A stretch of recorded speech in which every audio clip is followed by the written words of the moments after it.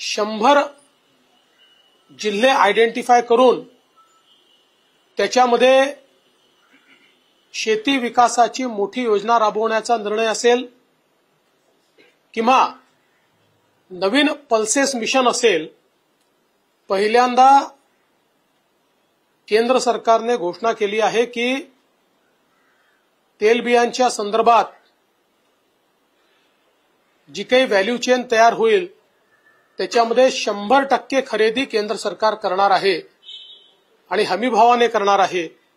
त्यामुळे निश्चितच शेतकऱ्यांना अधिक उत्पादन मिळण्याकरता, अधिक पैसे मिळण्याकरता त्याचा एक मोठा फायदा होणार आहे।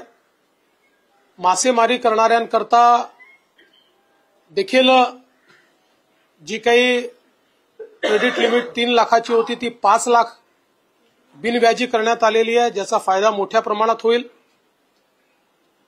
आणि शेती क्षेत्रामध्ये खूप मोठ्या प्रमाणात विविध प्रकारची गुंतवणूक देखील सरकारने घोषित केलेली आहे।